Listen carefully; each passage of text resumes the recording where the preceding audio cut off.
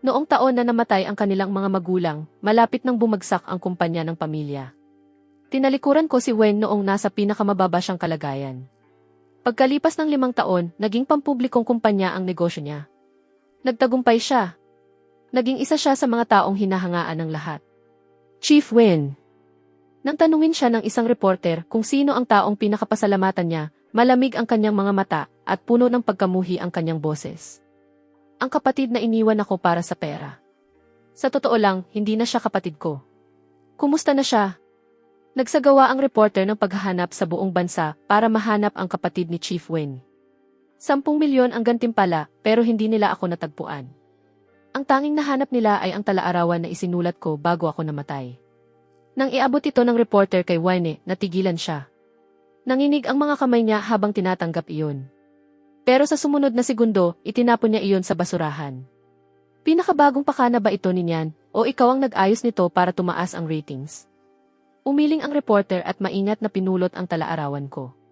Tunay na talaarawan ito ng kapatid mo at isinulat niya ito bago siya namatay.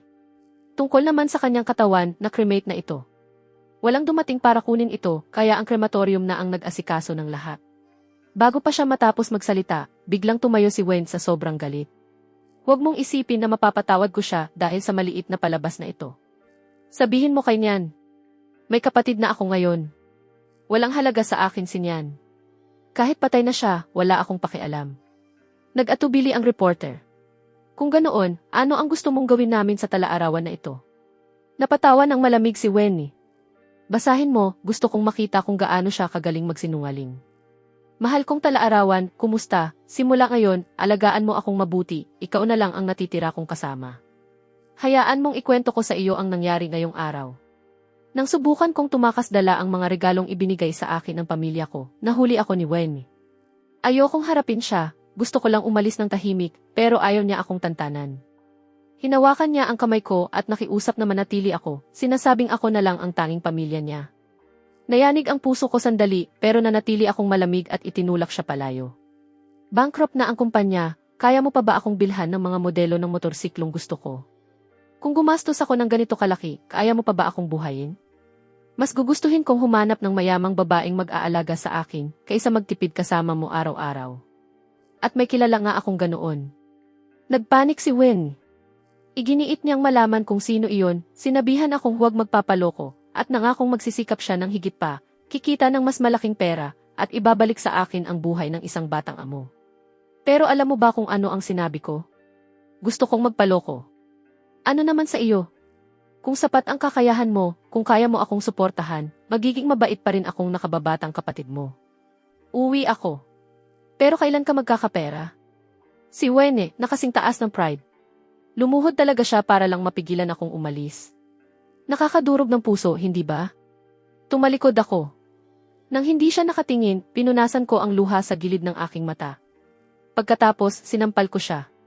Sinabi kong tigilan na niya ang pagkapit sa akin, at huwag na niyang hadlangan ang kinabukasan ko.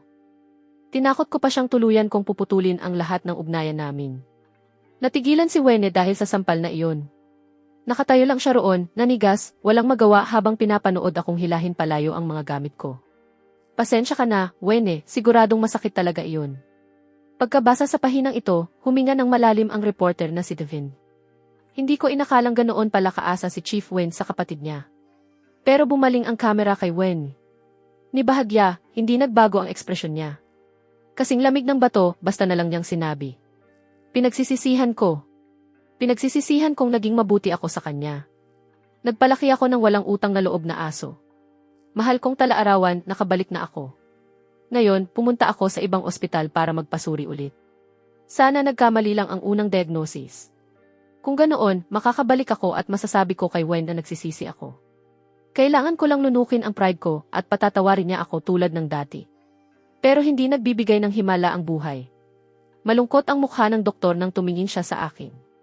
Nasaan ang mga magulang mo? Cancer ito sa atay na nasa malubhang yugto na. Kailangan mong ma-confine agad.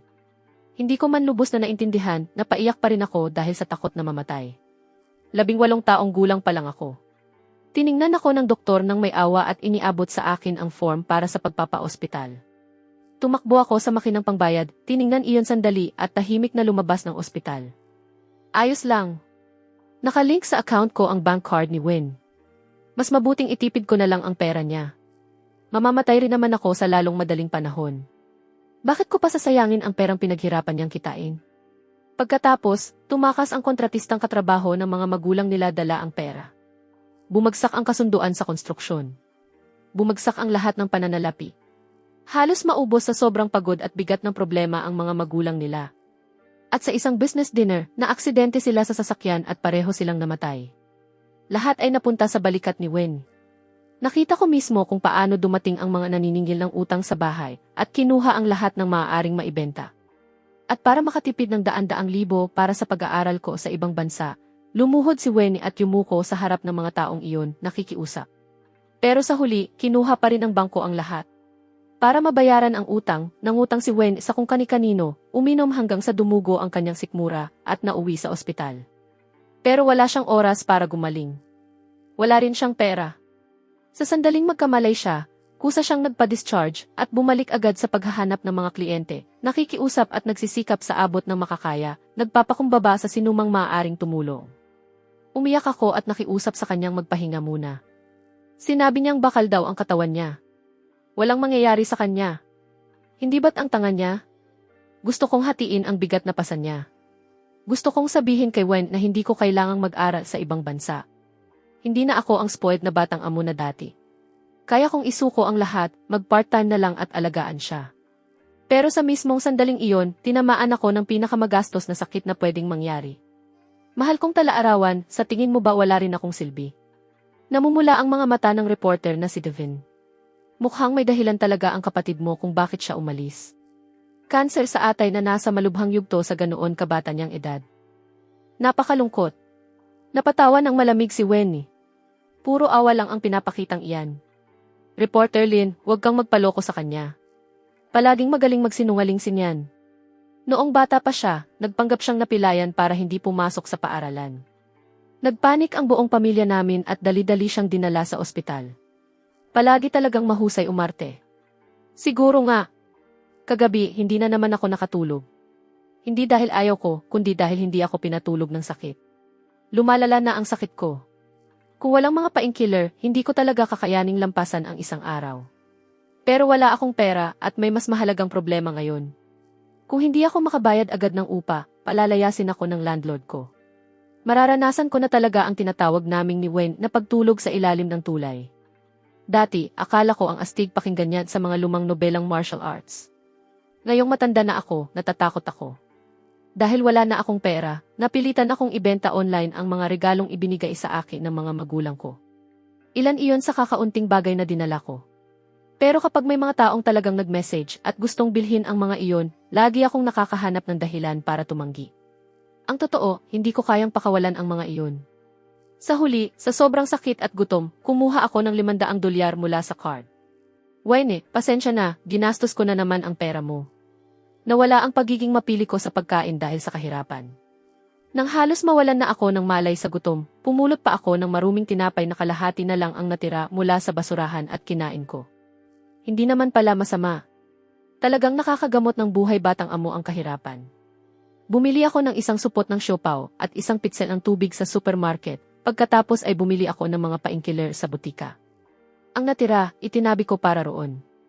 Tumawag na naman ang guro ko. Hinikayat niya akong ipagpatuloy ang pag-aaral ko. Sa mga grado kong ganoon, hindi ako dapat basta na lang mawawala. Natakot akong kontakin niya si Wene, kaya sinabi kong titigil na ako sa pag-aaral. Pero tinawagan pa rin niya si Wene. Tinawagan niya ako. Matigas at malamig ang boses niya. Nian, alam kong ayaw mong magkaroon ng anumang kinalaman sa akin. Wala akong pakialam kung anong babae ang kinakapitan mo. Pero hindi mo dapat isuko ang edukasyong ipinagmamalaki mo noon dahil lang sa kanya. Ito ba talaga ang taong pinalaki ni na mama at papa? 10 araw pa lang ang lumipas mula nang huli kong marinig ang boses niya. Pero pakiramdam ko, kalahating buhay na ang lumipas. Tinakpan ko ng kamay ang bibig ko para pigilan ang paghikbi. Pero tuloy pa rin ang pag-agos ng mga luha. Wene, miss na kita. Sa kabilang linya, nawawalan na siya ng pasensya, kaya idinagdag niya ang huli niyang sinabi. Itago mo na ang sopas na iyan at talagang wala na akong pakialam sa iyo. Ibinaba niya ang tawag. Matagal akong umiyak. Mahal kong talaarawan, ibablock ko na si Wen. Bukas, tatapusin ko na ang mga papeles para tuluyang umalis sa pag-aaral. Napansin ng reporter na si Tevins na tila wala sa sarili si Wen. Saglit siyang tumigil, tahimik na pinunasan ang gilid ng kanyang mata, saka ibinalik ang pahina. Mahal kong talaarawan, lumipat na ako. $50 kada gabi ang dating tinutuluyan ko. Masyadong mahal. Maghapon akong naglakad sa buong lungsod hanggang sa wakas ay nakahanap ako ng kwarto sa isang tahimik na urban village sa bandang timog, $30 kada gabi. May 4 na kama ang kwarto. Sa tapat ko, may isang kakaibang matandang lalaki. Isang tingin pa lang, natatakot na agad ako sa kanya. Nagpasalamat akong sumulyap sa babaeng nasa malapit. Siya ang nasa ibabang kama ng bunk bed ko. Sunny ang pangalan niya. Tumingala siya at mumiti. Relax ka lang, ako ang bahala sa iyo. Talagang mabait siya. Nang gabing iyon, uminom ako ng gamot at mahimbing na natulog. Nanaginip ako. Sa panaginip ko, dinala kami ni na mama at papa ni Wayne sa Disneyland. Dahil alam niyang gustong-gusto ko si Iron Man, ilang oras na pumila si Wayne para sa akin. Nang sa wakas ay makarating siya sa unahan, tinawag niya ako at itinulak papunta sa harap ng gumaganap na Iron Man. Sa wakas, nakilala ko ang bayani ko at nakapagpa-picture ako. Napakalaki ng ngiti ko, halos magsara na ang mga mata ko na parang mga gasuklay. Masayang nakatingin sina mama, papa at Wayne mula sa malapit. Pero nang lumingon ako pagkatapos ng picture, wala na silang lahat. Biglang dumilim ang maliwanag na langit. Nagpanik ako at hinanap sila kung saan-saan, pero hindi ko sila makita. Bigla akong nagising, basang-basa ng malamig na pawis. Nag-aalalang nakatingin sa akin si Sunny. Okay ka lang? Umiling ako. Tinanong ni Sunny kung bakit ako nakatira rito. Sinabi ko sa kanya ang lahat. Hindi ko rin alam kung bakit. Basta nagtiwala lang ako sa kanya. Nang matapos ako, wala siyang sinabi. Yumakap lang siya sa akin. Napakainit ng mga bisig niya. Sinabi ni Sunny na ulila siya. Matapos siyang ampunin, inabuso siya ng kanyang foster father. Hindi na niya kinaya at tumakas siya. Simula pa noong unang mga taon ng pagiging teenager niya, mag-isa na siyang namuhay. Kaya nakatagpo na siya ng kung ano-anong klase ng tao at natutunan na rin niya ang iba't ibang paraan para protektahan ang sarili. Matanda, kailangan mo ako sa tabi mo, sabi niya. Tinuruan ako ni Sunny ng maraming paraan para makatipid, gaya ng pagpunta sa supermarket at paghahanap ng mga pagkaing lampas na sa expiration date. May ilang tindahan na magbibigay sa iyo ng maliit na refund, may iba namang walang ibibigay na pera, pero papayagan kang kunin ng libre ang mga expired na pagkain. Tinuruan din niya akong pulutin ang mga tira-tirang gulay na itinatapon ng mga nagtitinda sa palengke, tanggalin ang mga bulok na parte, at pakuluan ang natitira, sapat na para mapuno ang tiyan. Isinama rin ako ni Sunny sa paghahanap ng part-time na trabaho. Kumita kami ng $60 sa isang hapon. Habang hawak ko ang perang iyon, sa unang pagkakataon, naramdaman kong hindi pala ako lubos na walang silbi. Naisip ko, kung ganito kalaki ang kikitain ko araw-araw, baka may maiwan pa akong pera para kay Wayne kapag wala na ako. Napatawa ako ng malakas sa naisip ko. Tinitigan ako ni Sunny na parang nababaliw na ako. Kumita ka ng $60, San. Ganoon ka nakasaya? Kinurutan niya ang noo ko. Wala ka talagang ambisyon. Bukod sa pagbabantay sa kakaibang lalaking nasa tapat ng kwarto, kailangan din naming mag-unahan sa pagligo at makapasok muna sa kama dahil pinapatay nila ang kuryente at tubig pagsapit ng 10:00. Masaya rin pala kahit paano ang buhay dito. Papatayin na ang mga ilaw. Magandang gabi. Napansin ni reporter Davins na nang basahin niya ang tungkol sa nakakatakot na lalaki, kahit ang malamig na si Chief Wayne ay tahimik na napahigpit ng kamao. Napaisip siya, baka hindi pala ganoon kalaki ang galit ni Wayne sa kanyang kapatid gaya ng ipinapakita niya. Pero makalipas ang ilang sandali, sinabi niya sa sarili na baka imahinasyon lang niya iyon. Binaliktad niya ang pahina at nagpatuloy sa pagbabasa. Mahal kong talaarawan, lumipat na ako. Nakita ni Sunny na umubo ako ng dugo kahapon. Halos wala siyang sariling ipon, pero ipinilit pa rin niyang dalhin ako sa doktor. Hindi ko sinabi sa kanya ang tungkol sa sakit ko, sinabi ko lang na nagkaroon ako ng alitan sa pamilya, pero hindi ko rin iyon na itago sa kanya. Siguro talaga, isinumpa ako ng tadhana. Ayokong maging pabigat kay Kelsey, at lalong ayokong maging pabigat sa matapang at mabuting babaeng kakakilala ko pa lang. Minsan niyang sinabi sa akin na nag-ipon siya para makapagbukas balang araw ng sarili niyang talyer, para magkaroon siya ng lugar na matatawag na tahanan. Hindi ko hahayaang mamatay na lang ang isang taong kasing edad mo, sabi niya, nag-aapoy sa tindi ng determinasyon ang mga mata niya. Ngumiti ako at tumango, pero sa puso ko, nagpapaalam na ako. Kinabukasan ng madaling araw, tahimik akong umalis dala ang kakaunti kong gamit. Nakayuko ako ngayon habang sinusulat ito, namamanhid na ang mga paa ko. Magpapahinga muna ako sandali. Ayos na, mas mabilis nang bumibigay ang katawan ko ngayon. Nagsimula na akong umubo ng dugo. Kanina lang, hindi ko na naman iyon napigilan. Tinitigan ako ng mga dumaraan ng gulat, umatras sila, nagtuturuan at nagbubulungan. Kinubli ko ang sarili ko at matagal bago ko muling naiangat ang ulo ko. Saka ko napansin na tumulo ang dugo sa talaarawan na ito. Sinubukan kong punasan pero lalo lang kumalat ang mansa. Pasensya ka na, mahal kong talaarawan. Nadumihan kita. Hindi ko sinasadya. Sobrang sakit lang talaga. Habang nakayuko ako roon at sinusubukang makabawi, lumapit ang isang babaeng gusot ang damit at ipinilit na ipasok ang pera sa kamay ko. Kahit anong tanggi ko, inilapag lang niya ang pera at umalis. Tahimik ko siyang sinundan. Kasama niya ang asawa niyang may kapansanan. May karga itong maliit na bata. Isinuksok niya sa likod ng tainga ang isang hibla ng buhok, hinalikan sa pisngi ang sanggol, at bumalik sa pagtawag para ipagbili ang mga prutas niya. Matagal akong nanatili roon at nanood. Nang dumilim na, kalahati ng katawan ko ay namamanhid na sa lamig.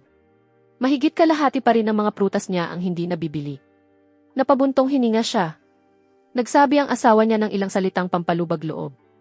Nagsimula silang magligpit at inilagay muna ang sanggol sa isang basket sa tabi. Ibinaba ko ang sombrero ko at mabilis na lumapit. At nang hindi siya nakatingin, ibinalik ko ang pera sa damit ng sanggol. Hindi masama ang pagkakasulat, muntik na akong maantig. Pinutol siya ng kanyang sponsor, kaya ngayon nagsusulat na siya ng katang-isip para kumita. Reporter De Vince, hindi na kailangang ipagpatuloy ang pagbabasa.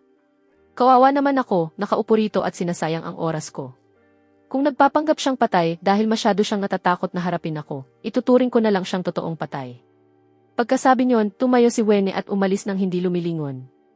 Tapos na ang interview, pero naging viral ang episode. May nakahukay ng mga record na nagpapakitang 5 taon na ang nakalipas, matapos putulin ni Wene ang ugnayan niya sa kanyang kapatid. Regular siyang pumupunta sa isang therapy clinic. Napagpasyahan ng mga tao na ang pagkawala ng kanyang mga magulang at ang pagtataksil umano ng kanyang kapatid ay nagdulot sa kanya ng matinding depresyon.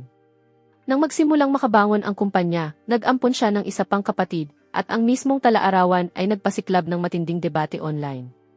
Kinondena ng ilang tao si Nian dahil sa pagpapanggap niyang patay para lang sumikat, dahil iniwan niya ang sarili niyang kapatid para sa pera, at hinayaan siyang harapin ng mag-isa ang epekto ng pagkabangkarote at ang matinding pinsalang idinulot nito sa kanya. Ngayong nagtagumpay na siya, bigla siyang nagpapakita, nagpapanggap na biktima at naghahanap ng awa, pati nagsusulat ng ganitong klaseng talaarawan. Sayang naman siya. May bago ng kapatid si Wene. Ayon sa mga balita, pinaupahan niya ang isang buong amusement park para sa 18 kaarawan nito at binigyan siya ng limited edition na sports car.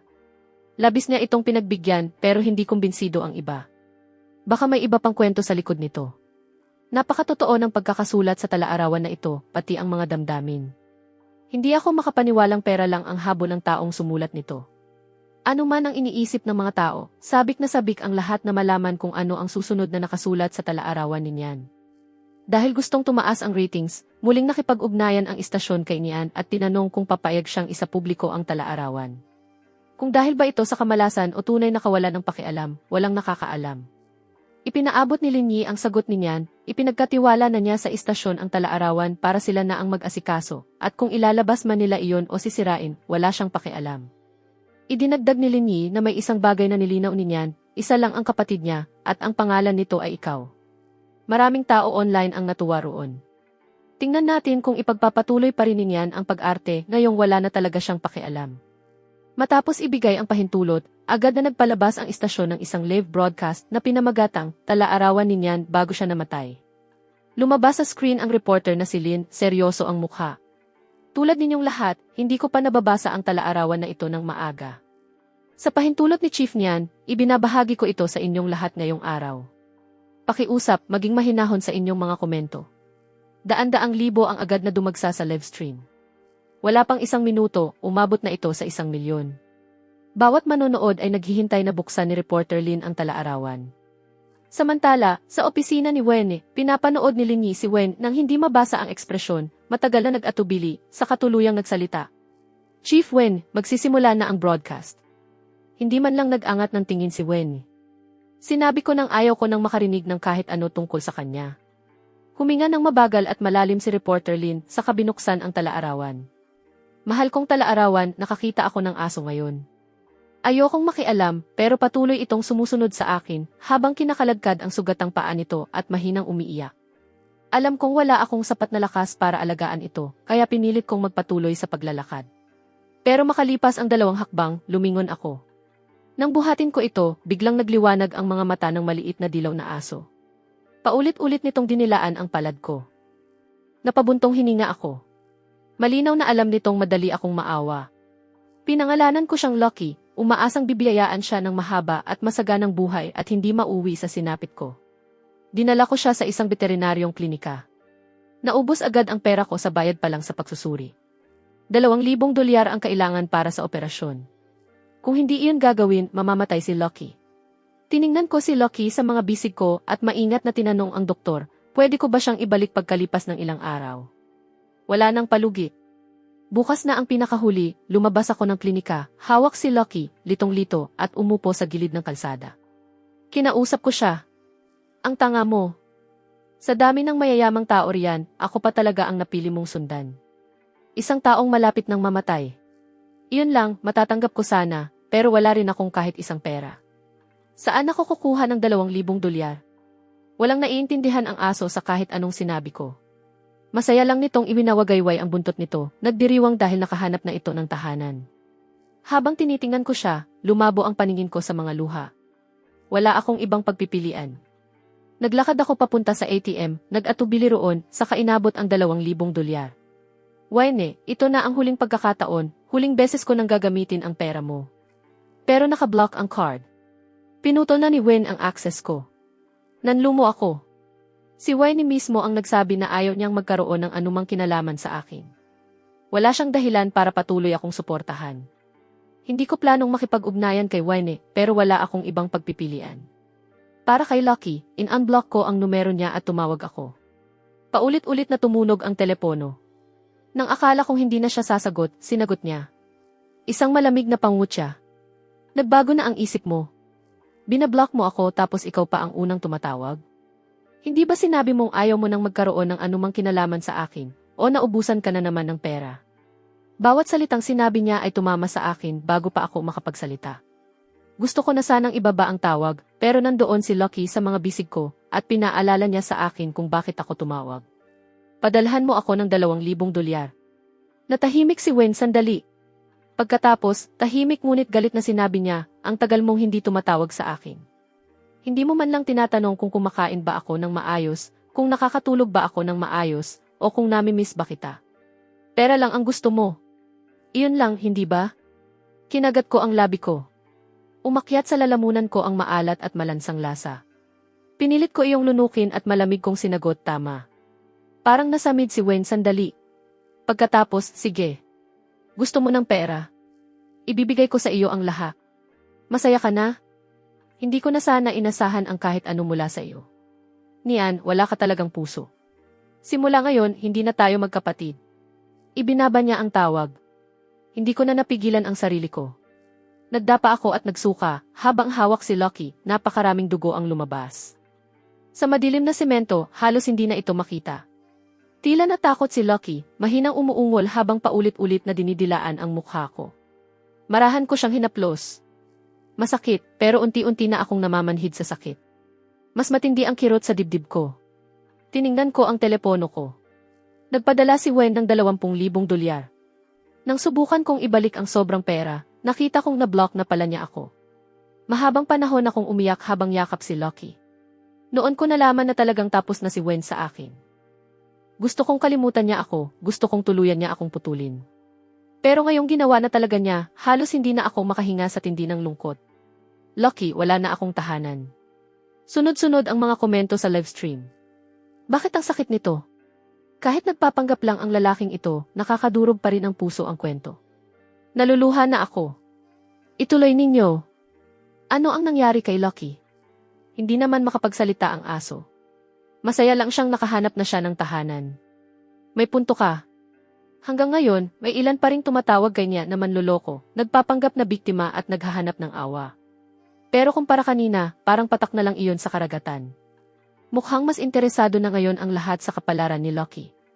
Dahil sa mga komento, nag-ipon ng lakas ang reporter na si Tiffin at binaliktad ang pahina. Mahal kong talaarawan, matagal na rin. Magandang balita.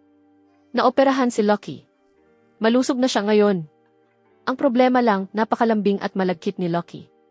Saan man ako pumunta, sumusunod siya. Pati kapag natutulog ako, dumidikit siya sa mga paa ko at doon nakakulot. Ang masamang balita, lumalala na ang sakit ko. Hindi ko alam kung gaano pa katagal ang natitira sa akin, baka wala pang 1 buwan. Kapag pumupunta ako ngayon sa butika para bumili ng maramihan ng mga painkiller, suspicious na ang tingin sa akin ng mga empleyado, parang iniisip nilang adik ako. Mabuti na lang, dala ko pa rin ang medical report ko. Kapag nakikiusap ako ng kaunti, kadalasan ay lumalambot naman sila, pero hindi na gaanong umepekto ang mga painkiller. Para lang makatulog, kailangan kong uminom ng parami. Kahapon, habang namimigay ako ng mga flyer, bigla akong bumagsak sa kalsada. Natakot si Lucky, dinidilaan ang mukha ko at tumatahol ng malakas hanggang sa buhatin ako ng isang mabait na estranghero papunta sa ospital. Isa na namang bayarin. Nang kalkulahin ko ang lahat, hindi lang nawala ang kinita ko sa part-time na trabaho ng araw na iyon, mas malaki pa ang nagastos ko kaysa sa kinita ko. Kailangan mong ma-confine agad. Kailangan naming kontakin ang pamilya mo. Sa ganitong kalagayan, baka kaunti na lang ang oras na natitira sa iyo. Hindi na niya tinapos ang sinabi niya. Hindi na niya kailangang gawin iyon. Malabo ang isinagot ko at dali-dali akong umalis doon. Hindi ako magpapaiwan sa ospital. Sobrang mahal. Sa labas ng entrance, nakita ko si Lucky. Tumakbo siya papunta sa akin nang makita niya ako, pero nang gabing iyon, hindi ako mapakali dahil sa sakit. Naramdaman ni Lucky ang paghihirap ko. Balisa siya, pero wala siyang magawa. Ang tanging kaya niya ay dumikit sa akin at patuloy na dumila na para bang malapit na rin siyang umiyak. Mahina kong itinaas ang kamay ko para aliwin siya. Ayos lang. Pero sa sumunod na segundo, tumakbo ako papunta sa banyo, nakayuko sa ibabaw ng inodoro habang nagsusuka. Pakiramdam ko, sinusubukan ng katawan kong ilabas ang lahat ng natitira sa loob ko. Hindi ko alam kung gaano iyon katagal. Naghirap ako roon hanggang sa tuluyang dumilim ang mundo. Nagkamalay ako habang dinidilaan ni Lucky ang mukha ko. Tiningnan ko ang sarili ko sa salamin at muntik na akong matakot sa nakita ko. Ano ba itong itsura ko? Numipis ang buhok, nanilaw ang balat. Ang malalambot at bilugang pisngi ko noon ay naging sobrang payat na hanggang sa matulis na ang pangako. Dati akong tinutokso ni Wayne, sinasabi niyang dahil sa baby face ko, mukha akong hindi kayang manakit ng kahit sino. Pero ngayon, parang ganito na talaga ang magiging mukha ko habang buhay. Hindi palaging maganda ang manatiling bata. Gusto kong dahan-dahang lumaki, manatili sa tabi ni Wayne, panoorin siyang bumuo ng buhay, umibig, at makahanap ng kaligayahan. Naghilamos ako, tinapik ang mga pisngi ko, at kinausap ang sarili ko para lumakas ang loob. May isang magandang bagay naman sa lahat ng ito. At least, hindi ako makikita ni Wayne ng ganito. Matatakot siya. Pinilit kong lunukin ang mga painkiller ko at sa wakas ay nakatulog, pero nagising ako sa kalagitnaan ng gabi na nag-aapoy sa lagnat. Mahal kong talaarawan, sobrang sakit. Miss na miss ko si Wayne. Sobrang miss ko na siya. Gusto ko lang siyang makita kahit isang beses pa. Kahit mula sa malayo, ayos na. Hindi naman sobra ang hinihingi ko, hindi ba? Pupunta ako para hanapin siya. Sasama si Lucky. Nagsuot ako ng sombrero, face mask, at itim na coat. Parang astig akong espiya. Kailangan ko lang makita si Wayne mula sa malayo. Mahal kong talaarawan, nakabalik na ako. Ganoon pa rin ang hitsura ni Wayne. Matapang ang dating at maganda, mas matangkad siguro, pero mas payat din. Sinabi ko sa sarili kong titingin lang ako at aalis na, pero hindi siya mukhang masaya. Dati, napakadali niyang ngumiti. Hindi ko namalayan, sinundan ko siya. Wala akong ideya kung bakit pumunta si Wayne sa ospital, o kung bakit siya nagpapatingin sa isang therapist. Pagkaalis niya, tinanong ko ang doktor niya. Noong una, tumanggi siya dahil sa pagiging confidential ng impormasyon ng pasyente, pero matapos ko siyang paulit-ulit na pakiusapan, napabuntong hininga siya ng malalim at sinabi ang kaya niyang sabihin. May sakit si Wayne, malubha ang sakit niya. Malaki ang naging epekto sa kanya ng pagkamatay ng mga magulang namin. Mas lumala iyon nang umalis ako. Sinisisi niya ang sarili niya. Akala niya, hindi siya naging sapat na nabigo siyang alagaan ako at iyon ang dahilan kung bakit ko siya iniwan. Dahil doon, sinimulan pa niyang saktan ang sarili niya. Umiyak ako. Pagkatapos, sa gitna ng mga luha, napatawa ako. Ang tanga niya. Ako ang walang silbi. Ako ang naging pabigat sa kanya. Si Wayne ang pinakamagandang kapatid sa buong mundo. Dati, buong taon niyang iniipon ang baon niya para bilhan ako ng mamahaling regalo tuwing kaarawan ko. Binubugbog niya ang bawat nambubuli sa akin sa paaralan, sobrang lala na hindi na sila makatayo kahit maparusahan pa siya dahil doon. Matapos mamatay ang mga magulang namin, siya ang mag-isang nag-asikaso ng lahat, asan ang buong bigat, pero binigyan pa rin niya ako ng komportabling buhay. Paano ko siya kailanman mamaliitin? Biglang tumigil si Reporter Lynn at itinaas ang talaarawan sa harap ng kamera. Pansinin ninyo ang pahinang ito. Bukod sa maayos na sulat kamay, may mga bakas ng luhang tumago sa papel at natuyo. Siguradong matagal siyang umiyak. Basang-basa ng luha ang buong pahinang ito. Namumuo na rin ang luha sa mga mata ni Reporter Lynn. Pinatatag niya ang nanginginig niyang boses na puno ng emosyon. Talagang wala akong silbi. Wala akong kayang gawin. Pinanood kong dumaan si Wayne sa harap ko at wala akong lakas ng loob na lumapit sa kanya. Saglit na nagtagpo ang mga mata namin. Tumingin siya sa akin na parang hindi niya ako nakita. Siyempre. Sa hitsura ko ngayon, halos hindi na ako mukhang tao. Mas mabuti nang hindi na niya ako muling makita.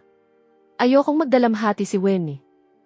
Mahal kong talaarawan, nakapagpasya na ako. Hindi ko na kayang tiisin ang sakit at pakiramdam ko ay wala na akong ibang pagpipilian. Sa tingin mo ba tama ako? Siguro nilalabo na ng sakit ang pag-iisip ko. Patuloy kitang kinakausap, pati si Lucky, na para bang sasagot ang alinman sa inyo. Pero paano si Lucky? Hindi ko siya basta may iwan. Gusto kong ibigay si Lucky kay Wayne, para may kasama siya at masiguro kong maaalagaan ng mabuti si Lucky. Hindi ba ang talino ko? Pero naalala ko, bukas ang kaarawan ko. Maghihintay pa ako ng isang araw. Ayokong malungkot ang kaarawan ko. Noong nakaraang taon, para sa ika-17 kaarawan ko, ipinagawa sa akin ni na mama at papa ang isang custom na limited edition gaming setup. Nang buksan ko iyon, tinapik ako ni papa sa balikat at paulit-ulit na tumawa. Sinabi niyang ako ang pinakaastig na bata sa lahat, at binigyan naman ako ni Wayne ng mechanical watch, kumikislap ang mukha nito sa liwanag at halatang napakamahal. Pero matagal nang kinuha ang mga regalong iyon para pambayad sa utang. Ang natitira sa akin ay ang mga regalong hindi naman mahal, iyong mga dala-dala ko kahit saan. Kahit wala akong makain, hindi ko pa rin kayang ibenta kahit isa sa mga iyon. Kapag natutulog ako, niyayakap ko ang stuffed brown bear na ibinigay sa akin ni mama noong 8 taong gulang ako, na para bang siya ang niyayakap ko. Nangako sina mama, papa, at Wayne na ipagdiriwang nila ng bongga ang ika-18 kaarawan ko, isang tunay na party para sa munting prinsipe nila. Pero ngayon, si Lucky na lang ang nasa tabi ko. Mahigpit ko siyang yayakap, ang tanging init na natitira sa akin. Parang nararamdaman ni Lucky ang nararamdaman ko. Paulit-ulit niyang dinidilaan ang palad at mukha ko gamit ang mainit niyang dila, sinusubukang aliwin ako. Medyo nakikiliti ako. Tumawa ako at hinalikan si Lucky sa ulo. Dinala ko siya sa isang panaderya.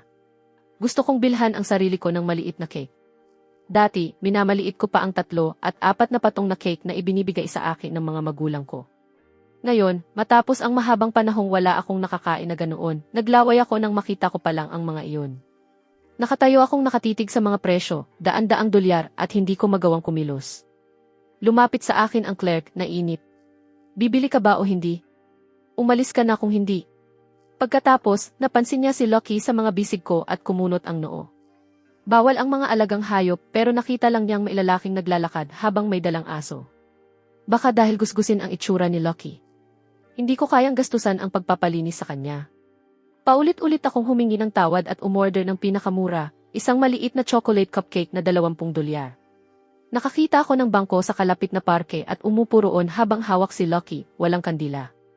Tahimik kong inisip ang mga dapat kong gawin, saka pumikit at nag-wish. Sana manatiling ligtas at malusog si Lucky, sana magtagumpay si Wayne, mabuhay siya ng matagal at maging masaya sa buong buhay niya. Dumilat ako at inyalok ang cupcake kay Lucky. Masayang-masaya niya itong kinain. Sa pagdiriwang ng pagtanda ko, sabik na sabik akong makakain, pero ilang kagat pa lang, kailangan ko nang ibaba iyon at isinuka ko ang lahat. Pagkatapos, dinala ko si Lucky sa pet salon para paliguan. $200. Sinabi ng may-ari na ngayon lang siya nakakita ng asong ganoon kabait at kadisiplinado. Binalikan ko si Lucky, malinis at mabango na. Inilubog ko ang mukha ko sa balahibo niya at naamoy ko iyon. Regalo si Lucky mula sa Sansinukob. At ngayon, gusto kong ibigay ang regalong ito kay Wenne. Sana alagaan niya si Lucky para sa akin. At sana mapalitan ni Lucky ang lugar ko sa tabi niya. Ang $20,000 na nasa card, isisingit ko rin sa ilalim ng pinto niya. Kung magiging maayos ang lahat, wala nang susunod na pahina. Mahal kong talaarawan, mamimiss kita. Lucky, lagi kitang babantayan. At Wenne, lagi kitang poprotektahan. Akala ng lahat tapos na iyon. Pero likas na binalingan ni reporter Davin ang susunod na pahina at may nakita pa siyang mga nakasulat. Pasensya ka na, Lucky. Nabigo akong panatilihin kang ligtas. Akala ba ni Wenne na may nagmamay-ari na sa iyo? O ayaw ka ba niya? Nagtago ako sa malapit, naghihintay na kunin ka ni Wenne bago ako umalis. Pero nakawala si Lucky sa tali at tumakbo papunta sa akin.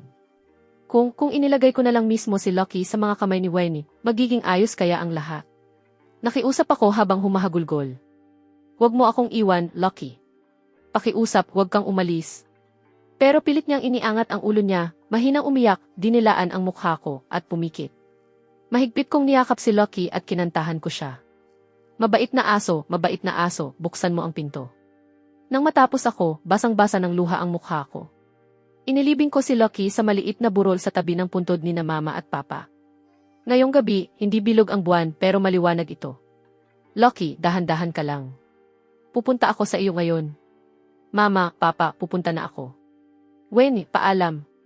Hindi ko maisasalin ng buo ang mga kasunod na linyang naglalarawan ng pagkitil sa sariling buhay, pero maipagpapatuloy ko ang ligtas na bahagi ng eksena. Natapos ni reporter Davin ang pagbabasa, umaapaw ang luha sa kanyang mga mata. Bumaha sa screen ang mga komento ng mga manunood. Sandali, patay na si Lucky. At patay na rin si Nyan. Paano nagawa ng sumulat nito? Isang bagay ang pagkamatay, pero bakit kailangan pang mamatay ang aso? Ano bang ginawa ni Lucky? Sobra na ito. Patay na ba talaga si Nyan o palabas pa rin ito? May makapagsabi naman sa akin. Ayon sa mga record ng pulisya at sa sarili naming investigasyon, 5 taon nang patay si Nyan. Hindi ito palabas. Hindi siya nagpapanggap. Pakiusap, igalang ninyo ang mga namatay. Magkaroon naman kayo ng kaunting respeto sa inyong mga komento. Tungkol naman sa talaarawan na ito, iingatan namin ito. Hindi na kami sasagot sa iba pang mga tanong. Salamat! Tinapos ni reporter Davin ang broadcast. Hindi nasiyahan ang publiko, kaya binahan nila ang social media ni Wenne, direktang nagpadala ng mga mensahe at pinuno ng mga komento ang kanyang pahina.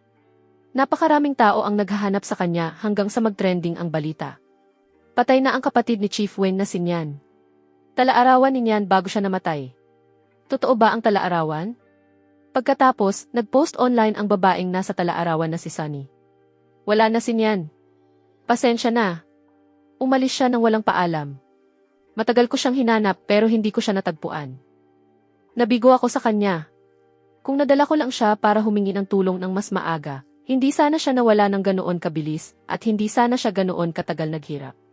Karamihan sa mga tao ay nanatiling nagdududa hanggang sa mag-post si Sunny ng isang larawan. Ang batang nasa larawan, nakangiting napakaliwanag, ay eksaktong kamukha ng mga larawang kumakalat na online niyan.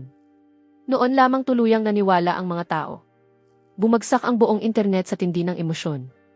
Tinanggap ng lahat na totoo ang talaarawan. Sunod-sunod na nagtrending ang mga tag. Nyan at Lucky, iuwi namin kayo.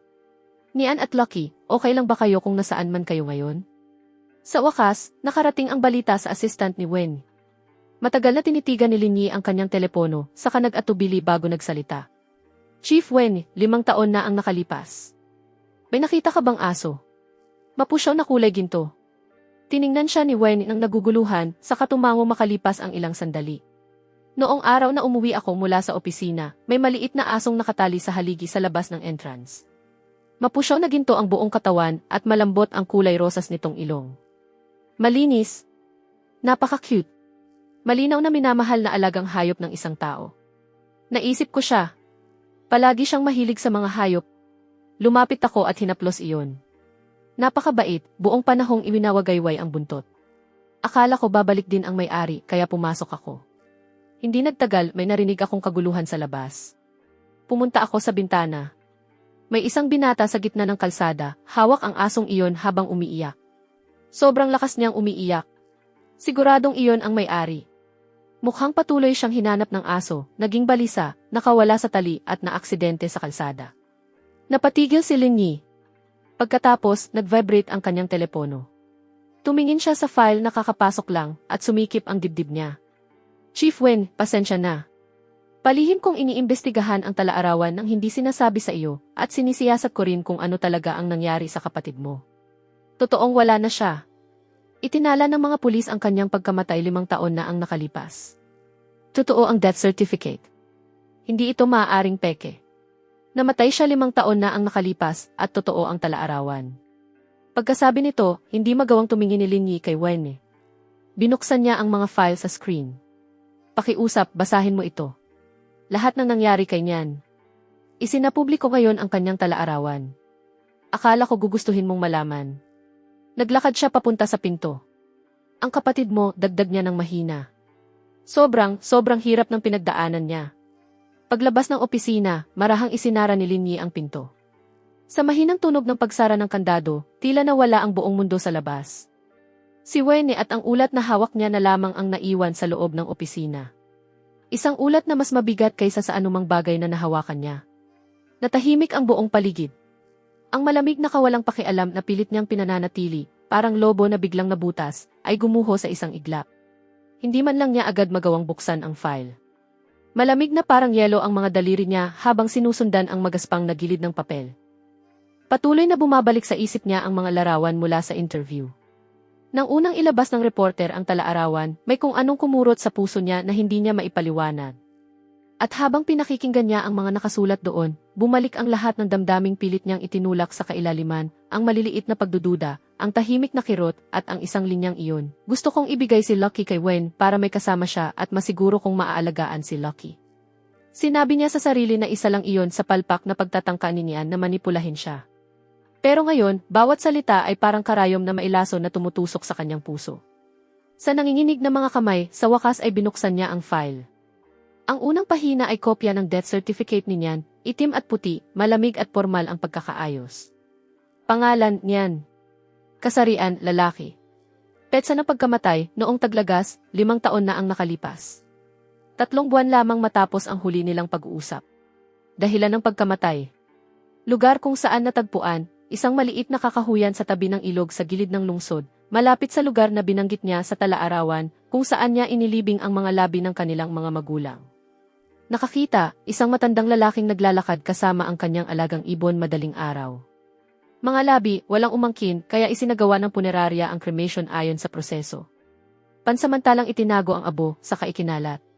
Bawat salita ay parang mapurol na talim na hinihila sa kanyang puso. Ang salitang walang umangkin ay parang sampal sa mukha. Ano ang ginagawa niya noon?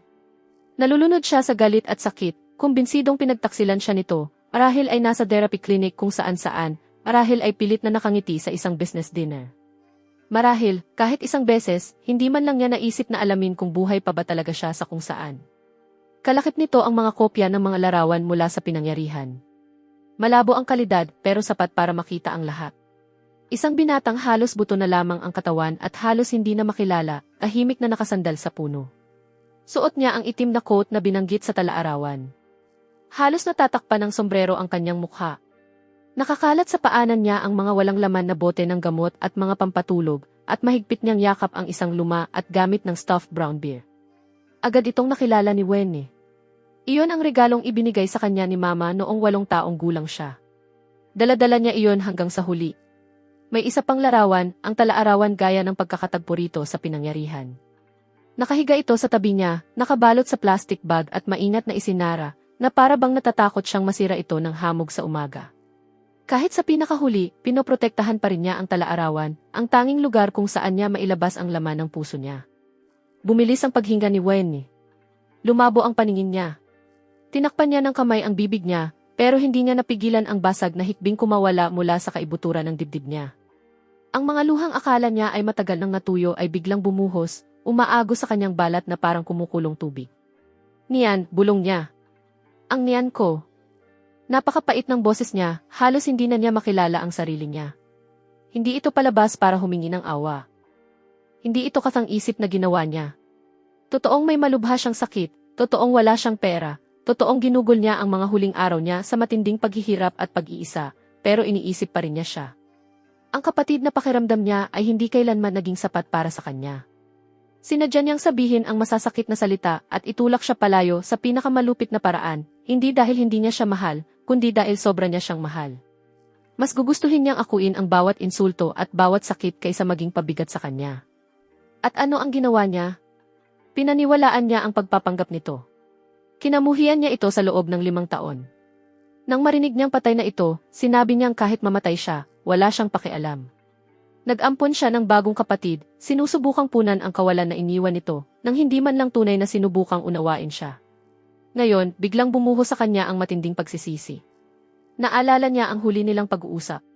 Pilit niyang nasabi, ibibigay ko sa iyo ang lahat. Masaya ka na? Hindi ko na sana inasahan ang kahit ano mula sa iyo. Niyan, wala ka talagang puso. Pagkatapos, ibinaba niya ang tawag at binablock siya. Gaano kasakit para sa kanya ang mga salitang iyon? Umiyak ba siya ng mag-isa? Yakap ba niya si Lucky habang hindi mapigil ang pag-iyak? Ang lungkot na matagal niyang pinipigilan ay tuluyang kumawala sa kanyang lalamunan. Isang hilak na puno ng sakit. Hindi na kayang panatilihing matatag ni Wenny ang sarili niya. Bumagsak siya mula sa kanyang upuan at napaupo sa sahig, kumukubli sa sarili na parang nawawalang bata. Walang tigil ang kanyang pag-iyak. Puno iyon ng kawalan ng pag-asa, pagsisisi at lungkot na hindi na kailanman mababawi. Kumuyom ang mga kamao niya habang paulit-ulit niyang iniisip ang lahat. Nailigtas ko sana siya. Nakilala ko sana siya. Bakit hindi ko siya nakilala? Patuloy siyang kinakain ng kaisipang iyon. Noong araw na iyon, sa labas ng therapy clinic, iyong payat na taong may sombrero at maskara na inakala niyang paparazzi, sinyan pala iyon. Tumingin siya mismo sa kanya, pero umiwas siya nang hindi man lang nag-isip. Kung huminto lang sana siya. Kung nagtanong lang sana siya kahit isang bagay. Kung sana. Pero hindi nababago ng mga salitang iyon ang nakaraan. Sa labas ng opisina, nakatayo si Nalini at ilang empleyado habang naririnig ang paghagulgol niya, nagpapalitan ng mga walang magawang tingin, puno ng pag-aalala at lungkot ang mga mata. Walang sinuman ang nangahas pumasok. Alam nilang kailangan ni Wenny ang sandaling ito. Kailangan niyang harapin ng direkta ang malupit na katotohanan ito. Hindi alam ni Wenny kung gaano siya katagal umiyak hanggang sa tuluyang mawala ng lakas ang kanyang boses at matuyo ang kanyang mga luha. Ang natira na lang ay ang hindi niya mapigilang panginginig at tahimik na paghikbi. Nakahiga siya sa sahig, nakatingin sa chandelier nang walang laman ang mga mata, pakiramdam niya ay nawala ang lahat ng kulay sa mundo. Kinabukasan, hindi pumasok si Wen sa opisina. Inasikaso ni Linyi ang mga pinakaimportanteng bagay, saka, mabigat ang loob sa pag-aalala, nagtungo sa villa ni Wen ng gabing iyon. Ginamit niya ang ekstrang susi. Sa sandaling bumukas ang pinto, agad sumalubong sa kanya ang matapang na amoy ng alak. Magulo ang sala. Kung saan-saan nakakalat ang mga walang lamang bote na nakatagilid. Nakasiksik si Wen sa sulok ng sofa, suot pa rin ang damit niya sa trabaho kahapon, magulo ang buhok, namumugto ang mga mata, may mga tuyong bakas pa ng luha sa mukha, at mahigpit na hawak ang nakaprint na kopya ng tala-arawan. Chief Wen. Maingat na lumapit si Linyi. Dahan-dahang nag-angat ng ulo si Wenny, malabo ang kanyang tingin, at matagal bago niya nakita ang mukha ni Linyi. Linyi, halos hindi marinig ang paos niyang boses. Kinamuhian ba niya ako? Kinamuhian ba niya ako sa huli? Nadurog ang puso ni Linyi. Lumuhod siya at marahang kinuha ang walang lamang bote sa kamay ni Wenny. Chief Wenny, batay sa lahat ng nakasulat sa tala-arawan, hindi ka kailanman kinamuhian ninyan. Hanggang sa huli, ang gusto lang niya ay maging masaya ka. Masaya? Naputol ang boses niya. Nawala siya sa akin. Anong karapatan kong maging masaya? Aabutin niya sana ang isa pang bote. Pinigilan siya ni Linyi. Chief Wen, hindi mo pwedeng patuloy na gawin ito sa sarili mo. Kung makikita ka ni Nian ng ganito, hindi siya mapapanatag. Nian. Bulong ni Wen, muling umaagos ang mga luha. Sobrang ayaw niya sa sakit. Gaano kaya siya natakot nang mamatay siyang mag-isa? At wala man lang si Loki sa tabi niya. Hawak niya ang beer ni Mama sa huli. Hindi na niya kinaya. Tahimik na lang siyang umiyak.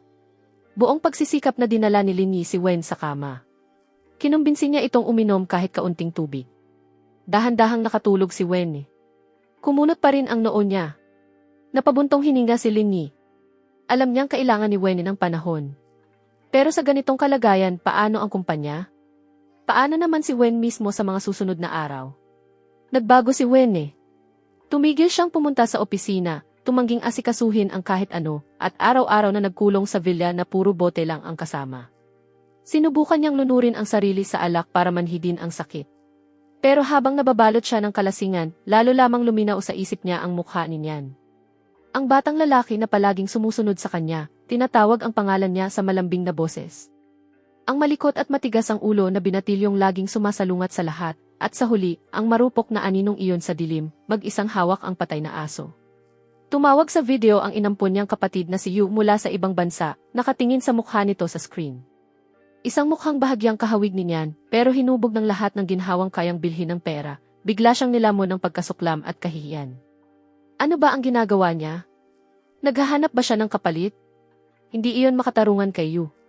At pagtataksil iyon kay Nian. Nawalan siya ng kontrol at sinigawan ang nag-aalalang mukha sa screen, dahilan para matakot si Yu. Hindi nagtagal, inayos niya ang pag-enroll kay Yu sa isang prestihiyosong boarding school sa ibang bansa. Nagtatag siya ng trust fund sa pangalan nito, sapat para tustusan siya habang buhay. Sa email niya kay Yu, iisa lang ang nakasulat, pasensya na, hindi ako naging mabuting kapatid. Mamuhay ka sa sarili mong paraan. Pinutol niya ang pakikipag-ugnayan sa kapalit na ito, na para bang mababawasan ito kahit kaunti ang pagkakautang niya sa tunay niyang kapatid. Nagsimulang bumagsak ang kumpanya. Galit na galit ang mga shareholder. Nagsimulang maglabas ng mga balita ang media, pinapalagay na bumigay sa matinding problema sa isip si Chief Wen dahil sa mga personal na dahilan. Labis na nahirapan si Linyi, pero hindi niya mahila si Wen mula sa kailaliman ng lungkot at pagsisising nilubog nito ang sarili. Dumating ang pagbabago isang gabi. Muling bumagsak si Wen sa sahig ng sala dahil sa kalasingan. Sa pagitan ng tulog at pagkagising. Akala niya ay nakikita niya si Nian sa harap niya. Suot nito ang malinis na puting polo. Kasing liwanag pa rin ang dati ang kanyang ngiti noong bata pa siya. Sa paanan niya, masayang naglalakad si Lucky, iwinawagayway ang buntot. Wen! Tinatawag siya ng imahinasyon ni Nian, malambing ang boses. Pakiusap, wag mo nang saktan ang sarili mo. Magagawa mo ba iyon para sa akin? Nian. Iniunat ni Wen ang kamay niya pero wala siyang nahawakan. Lumabo ang lahat sa kanyang mga luha. Pasensya na. Sobrang pasensya na. Nagkamali ako. Hindi kita kailanman sinisi. Nanatiling mainit ang ngiti ng imahinasyon ni Nian. Kapag nakikita kong malayo na ang narating mo. Sobrang saya ko, Wen. Ipinagmamalaki kita. Pakiusap, mamuhay ka ng lubos. Para sa ating dalawa. Maging masaya ka. Iyon lang naman ang gusto ko mula sa simula. Nian, hindi makapagsalita si Wen sa tindi ng paghikbi. Pangako mo sa akin, Wen. Unti-unting naglaho ang imahinasyon, kasabay ng paghinang ng boses. Pangako. Pangako sa iyo. Napahiyaw si Wen at biglang napabangon. Walang laman ang silid. Pumasok ang liwanag ng buwan mula sa bintana. Walang Nian. Pero parang totoong-totoo ang panaginip. Parang umaalingaw pa rin sa kanyang mga tainga ang mga sinabi nito. Muling bumalik ang lungkot. Napakalaki, napakabigat. Pero sa pagkakataong ito, may bago sa kaibuturan nito. Isang sinag ng liwanag. Mahina pero hindi masisira. Tama, hanggang sa huli, ang hiling ni Nian ay maging masaya si Wen. At heto siya ngayon, sinisira ang sarili niya. Gaano kaya masasaktan si Nian kung nakikita niya siya mula sa kinaroroonan niya ngayon? Hindi niya siya maaaring bigin. Hindi niya maaaring hayaang mawalan ng saysay ang lahat ng isinakripisyo nito. Kinabukasan, muling pumunta si Linyi sa villa, baka sa mukha niya ang pag-aalala. Napatigil siya. Gising na si Wen. Kakapag-shower lang niya. Malinis ang suot niyang damit. Maputla at bakante pa rin ang mukha niya, pero hindi na walang laman ang mga mata niya. Mayroon ng ibang bagay roon, isang kalinawang halos masakit tingnan. Nakapagpasya na siya. Paos pa rin pero kalmado ang boses ni Wen. Linyi, hanapan mo ako ng pinakamahusay na pribadong doktor, kumpletong check-up, at ipaalam sa board. Video meeting ngayong hapon. Chief Wen, ayos ka lang ba? Ayos lang ako. Pinutol siya ni Wen. Napunta ang tingin niya sa maliwanag na sikat ng araw sa labas ng bintana. O mas tama sigurong sabihin, kailangan kong gumaling. Para kay Nian. at para maitama ang lahat. Buong-buo ang determinasyon ni Wen habang sinisimulan niyang buuin muli ang sarili niya. Sinunod niya ang mga utos ng doktor. Tumigil siya sa pag-inom. Pinilit niyang kumain, matulog at bumalik sa isang buhay na maituturing na normal. Bumalik siya sa trabaho ng buong-buo ang sarili, mas matalas, mas istrikto, at mas mahusay kaysa dati. Naging matatag muli ang kumpanya, pero napapansin iyon ng mga taong lubos na nakakakilala sa kanya. Wala na ang Chief Wen na minsan ay may kahit kaunting init sa puso. Ngayon, para na siyang makinang eksaktong gumagana, malamig, walang humpay, na para bang tanging walang katapusang trabaho lang ang makakapuno sa kawalan sa loob niya. Pero bukod sa trabaho, nagsimula rin siya ng isang tahimik at mahabang paghahanap. Gusto niyang mahanap ang bawat bakas ng mga huling buwan niyan. Kailangan niyang maunawaan ang 5 buwang wala siya sa buhay nito. Paano siya nabuhay? Paano siya nakaligtas? Sa tulong ni Linyi, nahanap niya si Sunny, ang babaeng nag-post online. Nagkita sila sa isang pribadong silid sa isang tahimik na cave. Tiningnan ni Wene ang babaeng ito, sanay sa buhay sa lansangan at matalas ang mga mata. Tumingin din si Sunny kay Wene at komplikado ang kanyang ekspresyon. May awa roon at parang may kaunting ginhawa rin. Chief Wen, sa wakas dumating ka rin. Dahan-dahang bumuntong hininga si Sunny. Sinubukan kitang kontakin noon. Pinigilan ako ng assistant mo.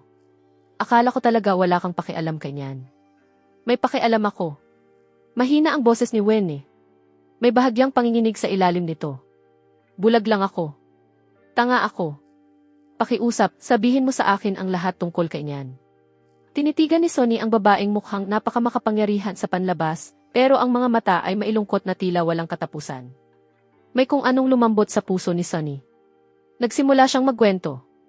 Nagsimula siya sa maruming hostel sa urban village. Ikinuwento niya ang pagiging inosente ni Nian, ang katigasan ng ulo nito, kung paano ito umubo ng dugo pero tumanggi pa ring pumunta sa ospital, at kung paano niya ito paulit-ulit na kinumbinsi hanggang sasabihin nito sa kanya ang totoo. Terminal liver cancer. Ikinuwento rin niya kung paano niya ginamit ang lahat ng naipon niyang pera para subukang mapagamot siya. Napakamaalalahanin niya at napakaingat niyang huwag maging pabigat. Namumula ang mga mata ni Sunny. Paulit-ulit niyang sinasabing ayaw niya akong pabigatan, na pinaghirapan ko ang pera ko, at kailangan ko iyon para mabuksan ko balang araw ang auto shop ko. Nang umalis siya, ilang damit lang at ang luma niyang stuffed beer ang dinala niya. Matagal ko siyang hinanap pagkatapos noon. Pumunta ako sa lahat ng lugar na posibleng puntahan niya. Mga ospital, parke, ilalim ng mga tulay. Pero napakalaki ng lungsod na ito, hindi ko siya mahanap. Nanginginig ang boses ni Sunny. Kung mas binantayan ko lang siya, kung pinilit ko lang siyang pumunta sa ospital. Tahimik na nakinig si Wene, bumaon ang mga kuko niya sa palad. Sa lahat ng panahong ito, habang nilalamon siya ng sama ng loob, may isang estrangherang nagbigay kay niya ng maliit pero tunay na init, isang lugar kung saan siya kabilang, at naghanap sa buong lungsod para mahanap siya. Samantalang siya, ang sarili niyang kapatid, ay hindi man lang naghanap. Salamat, Sunny. Salamat dahil nandyan ka noong higit niyang kailangan ng isang tao. Kung may kahit anong gusto ka, kahit ano pa iyon, sabihin mo lang. Umiling si Sunny. Wala akong kailangan. Nag-post ako online dahil gusto kong malaman ng mga tao. Mabuting tao si Nian. Hindi niya deserve ang mga sinabi ng mga tao tungkol sa kanya. Chief Wene, kung talagang may gusto kang gawin para sa kanya, mamuhay ka lang ng maayos. Huwag mong hayaang mamatay siya ng walang saysay. Parang alingaw iyon ng mga salitang ibinulong ni Nian sa panaginip niya. Tumagos ang mga iyon sa kaibuturan ni Wene. Umalis siya sa cave at sinundan ang mga detalyeng ibinigay ni Sunny. Pumunta siya sa urban village kung saan dating nakatira si Nian. Lumipas na ang maraming taon. Gumuho na ang dating lugar at muling itinayo, isang shopping mall na ngayon ang nakatayo roon. Nakatayo siya sa isang mataong intersection, sinusubukang isipin kung paano nakaligtas dito si Nian, nagtatago sa nakakatakot na lalaking iyon, at nakangiti dahil sa ilang dolyar na kinita niya sa part-time na trabaho. Bawat naiisip niya ay parang maliit na talim na tumutusok sa kanyang dibdib. Pinuntahan niya ang supermarket, ang palengke, at maging ang animal clinic na binanggit ni Nian sa tala-arawan. Nandoon pa rin ang may-ari ng klinik. Ipinakita ni Wen sa kanya ang larawan ni Nian. Larawang nakasave sa kanyang telepono. Si Nian noong 17 taong gulang, tumatawa ng walang kahit anong iniisip. Matagal iyong pinagmasdan ng may-ari. Umiling siya. Napakaraming hayop ang pumupunta rito araw-araw. Hindi ko masasabing naaalala ko siya. Hindi sumuko si Wen. Inilarawan niya si Lucky, isang maliit na asong halo-halong lahi, kulay krema, na may dating pinsala sa paa. Kumunot ang noo ng may-ari habang pilit na inaalala. May bahagyang gumalaw sa gilid ng kanyang alaala. Siguro, pero hindi ko na maalala ang mga detalye. Hindi nawala ng pag-asa si Wen. Gumamit siya ng koneksyon at nahanap ang pulis na humawak sa kaso ninyan. Malapit na itong magretiro, pero malinaw pa rin sa kanya ang kasong ito. Dinala niya si Wen sa kakahuyan sa tabi ng ilog kung saan natagpuan ang katawan ninyan. Itinuro niya ang malaking puno sa gilid ng tubig. Napabuntong hininga siya. Iyong batang iyon, kahit tingnan mo lang siya, madudurog ang puso mo. Diyan mismo. Tahimik noon. Para lang siyang natutulog. Masinsinan naming inimbestigahan. Walang ebidensyang may ibang taong sangkot. Binasa rin namin ang talaarawan. Sarili niyang desisyon iyon. Kaunti lang ang dala niya. Ang stuffed beer, ang talaarawan, at kaunting pera. Naglabas kami ng pampublikong abiso para hanapin ang pamilya niya, pero walang dumating. Tumingin ang pulis kay Wenne. Hindi na niya tinapos ang kasunod na salita. Nakatayo si Wenne sa ilalim ng punong iyon. Hinahaplos ng simoy ng unang bahagi ng tag-init ang mga dahon. Pinupuno ng banayad na kaluskos ang paligid. Sumasala ang sikat ng araw sa mga sanga, nag-iiwan ng maliliit na bahagi ng liwanag sa lupa. Napakatahimik dito. Naririnig niya ang banayad na agos ng ilog. Dito ba tinapos niyan ang buhay niya dahil pakiramdam niya ay malapit siya sa kinaroroonan ng kanilang mga magulang? Sa mga huling sandali niya, habang nakatingin sa tahimik na mga punong ito, ano kaya ang iniisip niya? Iniisip kaya niya ang kanilang mga magulang, ang mga pamamasyal ng pamilya noong maliliit pa sila? Lumuhod siya. Marahan niyang hinaplos ang magaspang na balat ng puno, na para bang mararamdaman niya roon ang huling init na iniwan niyan. Tahimik na pumatak ang mga luha niya. Bumaon ang mga iyon sa lupa. Niyan, nandito na ako. Pasensya na at ang tagal kong nakarating, bulong niya, basag ang boses sa hangin. Pagkatapos, pumunta si Wen sa puntod ng kanilang mga magulang. Sa tabi ng kanilang puntod na magkasama, nakita niya ang isang maliit at halos hindi mapansing bunto ng lupa. Ayon sa talaarawan, dito inilibing si Lucky. Natatakpan na ngayon ng berdeng damo ang bunton na may maliliit na ligaw na bulaklak. Maingat niyang inalis ang mga damong tumutubo sa paligid nito. Pagkatapos, sa tabi ng maliit na puntod ni Lucky, sarili niyang mga kamay ang nagbaon ng isang maliit at maingat na piniling urn. Nasa loob nito ang abo ng orihinal na talaarawan.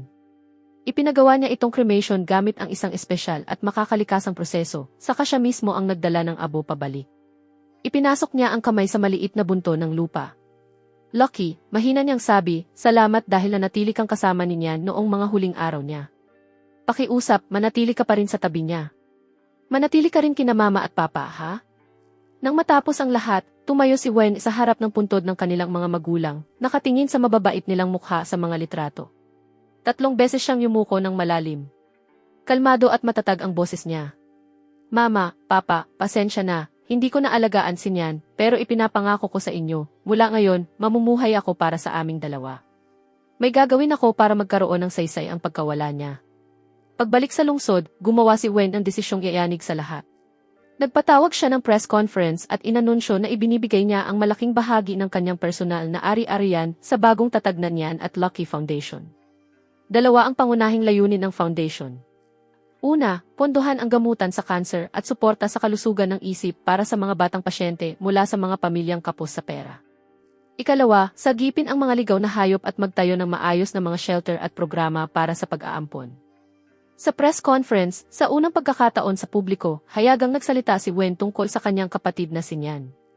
Hindi na siya nagbigay ng maraming detalye. Sinabi lang niya, nakatanggap ng kabutihan mula sa mga estranghero ang kapatid kong si Nyan noong nabubuhay pa siya. Naranasan din niya kung gaano kadelikado at kahirap ang buhay. Itinatag ang foundation na ito para parangalan siya at tulungan ang iba pang dumaraan sa parehong mahirap na landas na pinagdaanan niya. Gusto kong tratuhin ng may malasakit ang bawat buhay at ang bawat kabutihang ginagawa natin ay maipagpatuloy at makarating sa iba. Gumulantang sa mundo ng negosyo ang kanyang anunsyo at naantig ang hindi mabilang ng mga ordinaryong tao. Ang mga boses na minsang nangutya sa kanya at nagduda sa kanyang mga motibo ay unti-unting napalitan ng pag-unawa at paggalang. Sa wakas, nagsisimula ng maunawaan ng mga tao. Sa likod ng malamig at makapangyarihang chief na si Wen, may sugat palang ganito kalalim at pagtubo sa sarili na ganito kahirap paghirapan. Mabilis kumilos ang foundation. Personal na sinusuri ni Winnie ang bawat proyekto. Binibisita niya ang mga batang tinutulungan ng foundation sa ospital at pumupunta sa mga shelter para umupo kasama ang mga hayop na naghihintay ng bagong tahanan. At sa gitna ng lahat ng ito, paminsan-minsan ay may tunay at banayad na emosyon na lumilitaw sa kanyang mukha. Hindi kailanman tuluyang nawawala ang lungkot sa kanyang mga mata. Pero tila natutuhan na niyang mamuhay kasama nito. Madalas siyang pumunta sa isang children's hospital na sinusuportahan ng foundation. Umupo siya sa labas ng mga ward at pinapanood ang mga batang lumalaban sa kanilang sakit. Isang araw, isang maliit na batang lalaki na may kaparehong terminal liver cancer niyan, kalbo dahil sa chemotherapy, ay tumingin sa kanya at mumiti pa rin. Sa sandaling iyon, nakita ni Wen si Nian noong maliit pa siya. Lumapit siya at marahang hinaplos ang ulo ng bata. Ibinigay niya rito ang isang bagong-bagong modelo ng motorsiklo. Ang masayang mukha ng bata ay nagpadala ng kaunting init sa nagielong kawalan sa loob ng kanyang puso. Muli rin niyang sinubukang tulungan si Sonny, inalok niyang pondohan ang auto shop na matagal nang pinapangarap ni Sonny. Pero muli itong tumanggi. Chief Wen, pinahahalagahan ko iyon talaga. Tumawa si Sonny. Magaan at walang pag-aalinlangan. Pero gusto kong ako mismo ang kumita para rito. Bukod pa roon, nagboboluntaryo na ako ngayon sa foundation, tumutulong sa pag-aayos ng mga operasyon para sa pagsagip ng mga ligaw na hayop. Makabuluhan ito. Siguro ito ang gusto ninyan. Na lahat tayo ay makahanap ng sarili nating paraan para mamuhay ng maayos. Hindi na pinilit ni Wen si Sonny. Iginagalang niya ang desisyon nito. At nagpapasalamat siya. Nagpapasalamat siya na inilagay ng tadhana ang isang taong kasing tapat ni Sonny sa tabi niyan noong higit niya itong kailangan. Noon, sabi ni Sonny, lagi niyang sinasabi na ang steam buns na isinasawsaw sa toyo ang pinakamasarap na bagay sa mundo. Tumingin si Sonny sa labas ng bintana. Mahina ang kanyang boses. Alam kong gutom lang talaga siya. Pero sa tuwing ikinukwento niya iyon, biglang nagliliwanag ang mga mata niya. Para bang naglalarawan siya ng isang mamahaling handaan. Para bang iyon na ang pinakamasarap na bagay sa mundo. Umupo si Wen sa tabi niya at tahimik na nakinig. Halos bumaon na sa balat ng palad niya ang mga kuko niya. Iyon lang ang paraan para pigilan niyang umiyak. Mas totoo ang mga detalyeng ito kaysa sa mga salita sa tala-arawan at mas masakit ang mga iyon. Bawat isa ay parang hiwa. Alam na niya ang lahat ngayon. Alam niya kung paano umunguya si Nian ang tuyong tinapay habang umiinom ng malamig na tubig sa gitna ng taglamig. Alam niya kung paano siya kumukubli sa sulok ng kama, nanginginig sa sakit, nang hindi umiimik. Alam niya kung paano dumidikit si Lucky kay Nian sa mga sandaling pinakamasakit ang lahat at dinidilaan ang mga luha sa mukha niya. Kinuha niya kay Sonny ang address ng lumang urban village kung saan dating nakatira si Nian na matagal nang giniba. Mga matataas na gusali na lang ang naroon ngayon. Pero nagmaneho pa rin siya roon ng mag-isa, ipinarada ang kotse sa gilid ng kalsada at tahimik na umupo. Tinitigan lang niya ang mga bagong gusali at sinubukang isipin kung paano pinilit ng kapatid niyang dalhin ang may sakit nitong katawan sa lugar na ito at patuloy na kumapit sa buhay. Sa kumpanya, maayos pa rin ang lahat sa ilalim ng pamamahala niya. Pero ang matindi at walang humpay na sigasig na dati niyang taglay ay unti-unti nang nawala. Mas marami na siyang ipinagkakatiwala sa iba at hindi na niya kailangang kontrolin ang lahat ng siya mismo. Sinasabi ng mga tao na may pinagdaanan si Wen, kasama ang kanyang kapatid at nakabangon siya mula rito. Mas mahinahon na siya ngayon at lubos na nakatuon sa pagtulong sa iba. Si Lin Yi lang ang nakakaalam na hindi talaga naging payapa si Wen. Ang kopya ng tala-arawan sa kanyang study na lumambot na ang mga gilid dahil sa paulit-ulit na paghawak ay nasa tabi ng patong ng mga dokumento tungkol sa gamutan sa liver cancer, palliative care at counseling para sa pagdadalamhati. Nagsasaliksik siya, isang napakahabang proyekto sa pagsasaliksik. Ang paksa ay ang kapatid na nabigo siyang tulungan. At tila ang layunin ay paulit-ulit na baguhin sa isip niya ang nakaraan na hindi na kailanman mababago. Mabilis lumipas ang panahon. 3 taon na ang lumipas mula nang ang livestream tungkol sa tala-arawan ay yumanig sa buong bansa. Libo-libong pamilya na ang natulungan ng Nian at Lucky Foundation. Mas marami nang natanggap na parangal at pagkilala si Wen kaysa sa mabilang niya, pero isang maulang hapon, nakatanggap siya ng tawag. Hindi mula sa isang care facility sa pagkakataong ito. Ikaw iyon, ang inampun niyang kapatid na tumatawag mula sa ibang bansa. Nag-aalangan at nag-aalala ang boses mo sa kabilang linya. Wayne, inaayos ko kanina ang mga lumang gamit na iniwan mo sa bahay sa ibang bansa at may nakita akong photo album na nakatago. Puno ito ng mga larawan niya noong bata pa siya at may ilang punit na pahina rin ang tala-arawan na isinulat mo noong bata ka pa. Mga bagay na hindi mo kailanman ipinakita kahit kanino. Binasa ko ang mga iyon at may nakita ako. Isang bagay na baka pati ikaw ay nakalimutan na. Tungkol ito sa panahong malapit nang mamatay sina mama at papa. May isang malabong bagay roon na para bang sinadya mong ibaon sa limot. Bahagyang nanginig ang kamay niyang maihawak sa telepono. Kumakatok ang ulan sa salamin sa labas. Sumikip ang kanyang dibdib. Hiniling niya sa iyo na ipadala ang lahat pabalik.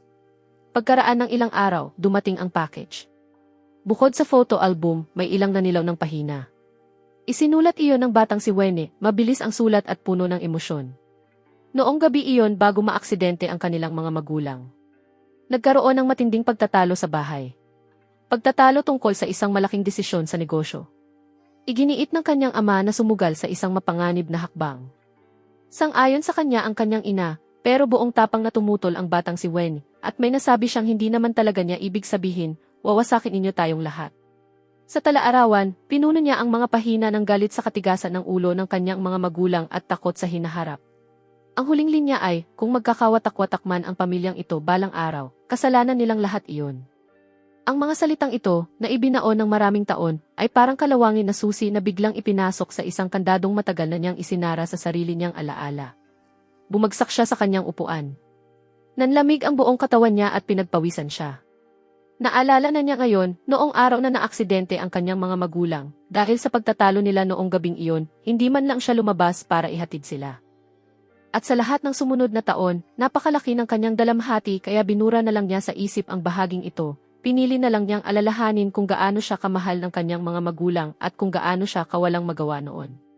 Sa lahat ng panahong iyon, habang mag-isang naghihirap si Nyan, may kinikimkim din pala siyang pagkakasala tungkol sa pagkamatay ng kanilang mga magulang, malalim na nakabaon at hindi niya kailanman hinarap. Palagi niyang inisip na parusa sa kanyang pagkukulang bilang kapatid ang pagkamatay ni Nyan. Hindi man lang sumagi sa isip niya na baka naging kapalit din iyon ng masasakit na salitang sinabi niya maraming taon na ang nakalipas. Nadagdagan ang pagkakasala sa isa pang pagkakasala. Halos tuluyan na siyang bumigay. 2 buong araw niyang ikinandado ang sarili niya sa study. Nang lumabas siya, sinabi niya kay Linny, kailangan kong puntahan sina Nyan at Lucky, pati sina mama at papa. Sa sementeryo, nasa tabi mismo ng mga puntod ng kanyang mga magulang ang puntod ni Nyan at Lucky, isang kaayusang siya mismo ang nagpasya. Sa litrato sa lapida, nakangiti pa rin ang bata, ang maliwanag at buong pusong ngiti nito.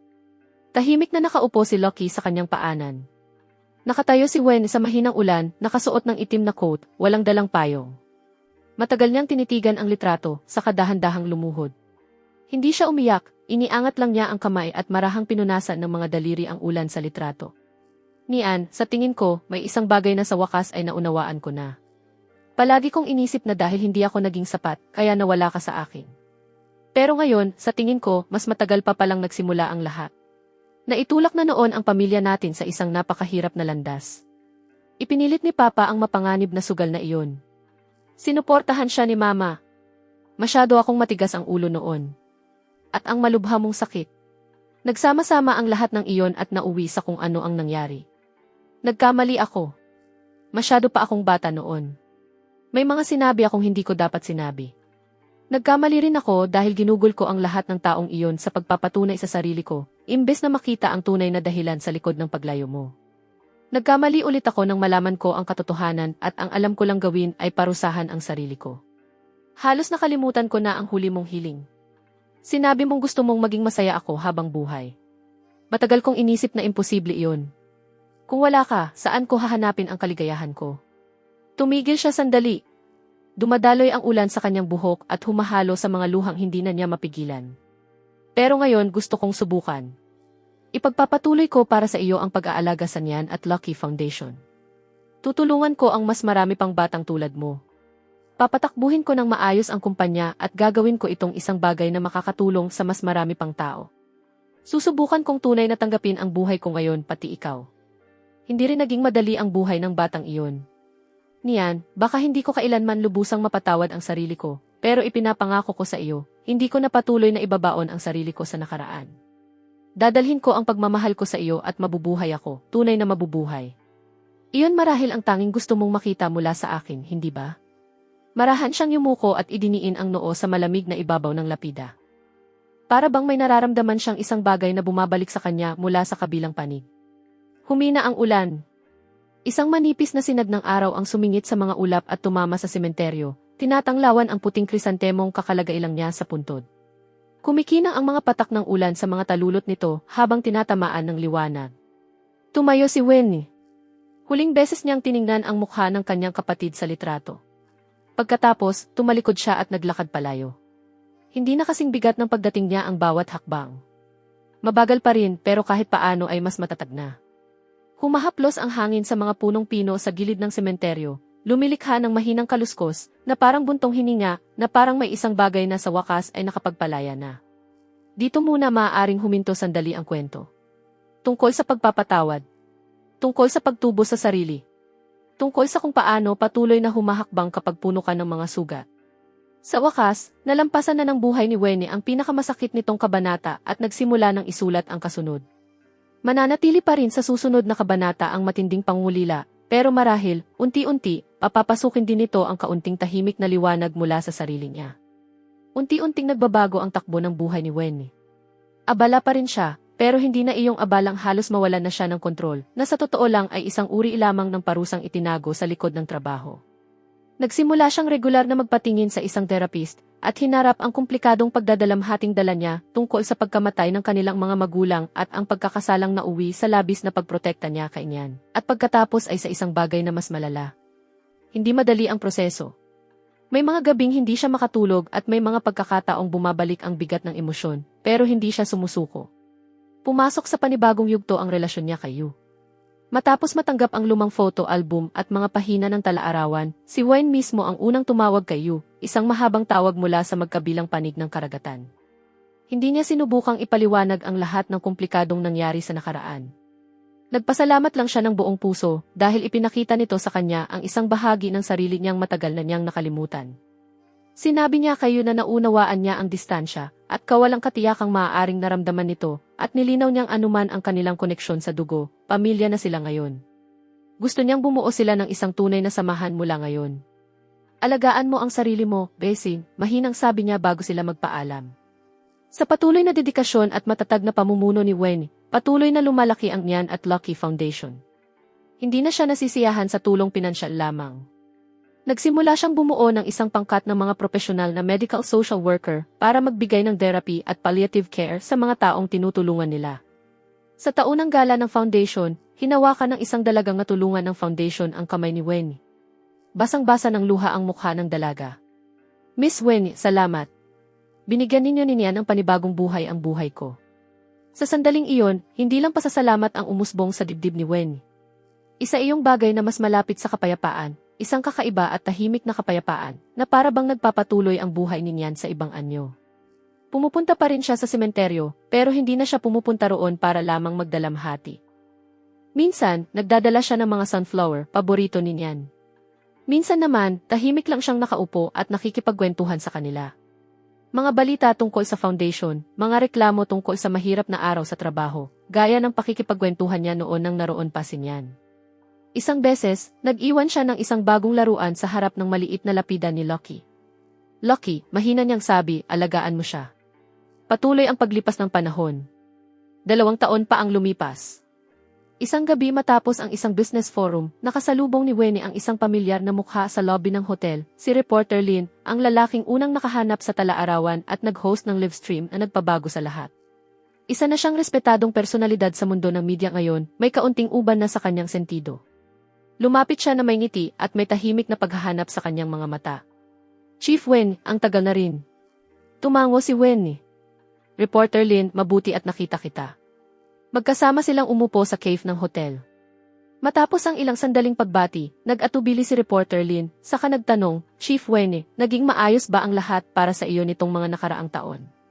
Dahan-dahang hinalo ni Wen ang kape niya. Lumipat ang tingin niya sa mataong kalsada sa labas. Hindi ko masasabing maayos, sa wakas ay sabi niya, pero hindi rin naman masama. Natuto akong makipagkasundo sa sarili ko at mamuhay kasama ang nakaraan. Siguro iyon ang ibig sabihin ng paglaki. Napakamahal lang ng naging kapalit. Malaki ang binago ng tala-arawan na iyon sa maraming tao, pati na sa akin. Itinuro nito sa akin kung gaano karupok ang buhay at kung gaano kabigat ang kahulugan ng pamilya. Matagal ko nang gustong humanap ng tamang pagkakataon para personal na magpasalamat sa iyo. At humingi rin ng tawad sa paraan ng paglabas ng katotohanan. Ako ang dapat magpasalamat sa iyo, sabi ni Reporter Lin. Dinala mo sa akin ang huling tinig niyan.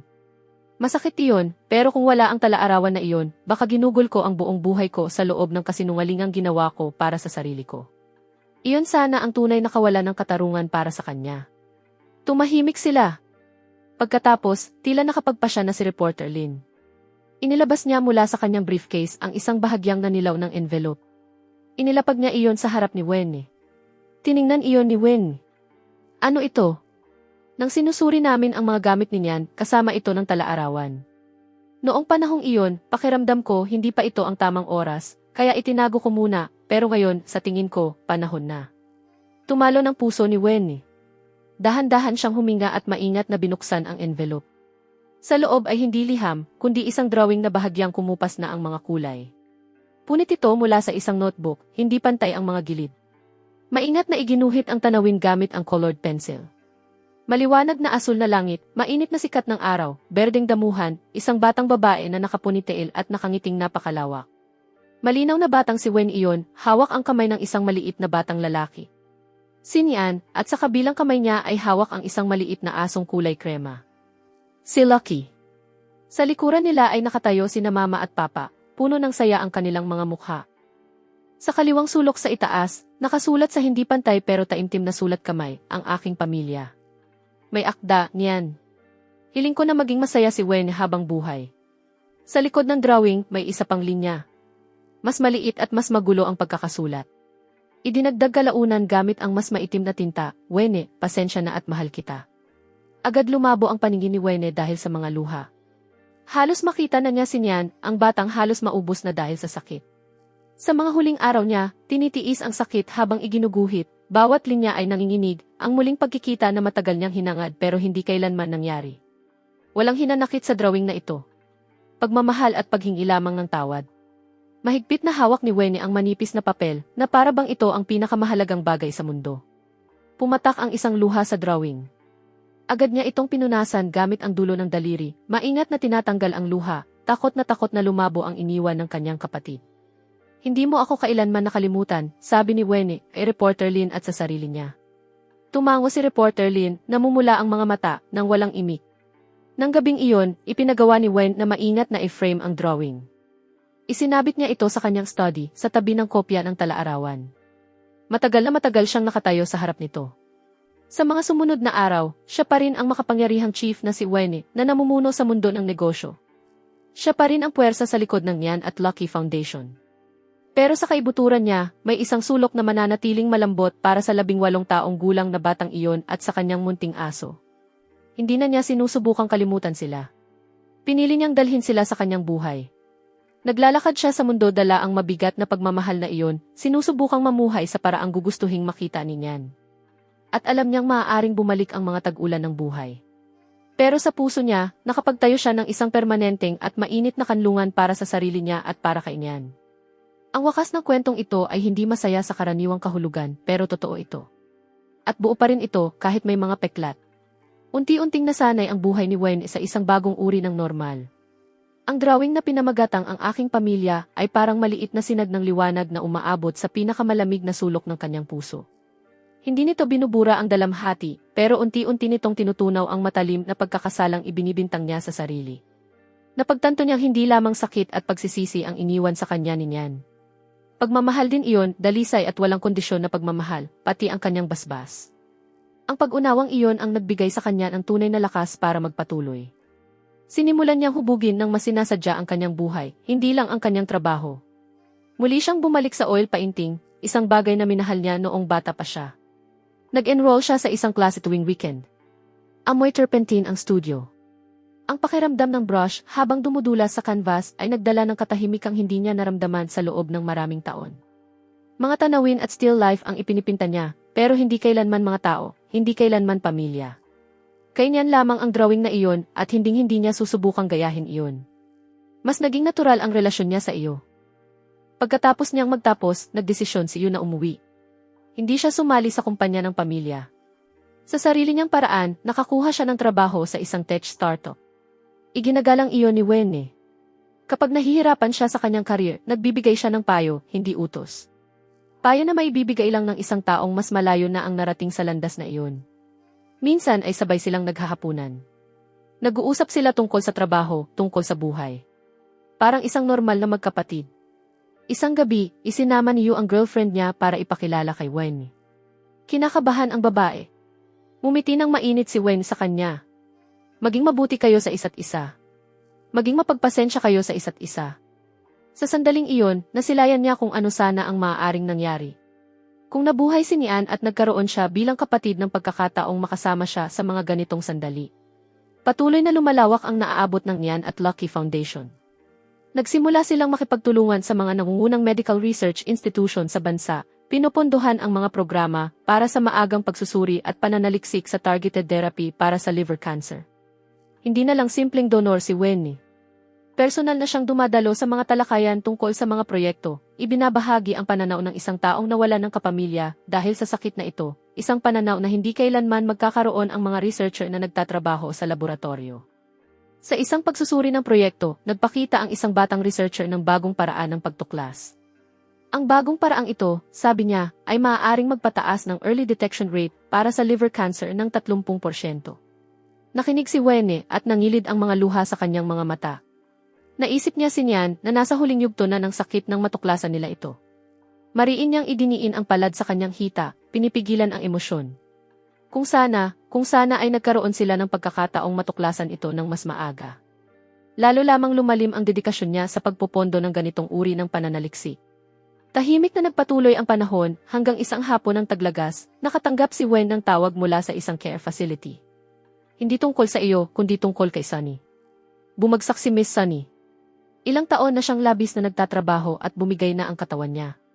Hindi maganda ang kalagayan niya. Hinahanap ka niya.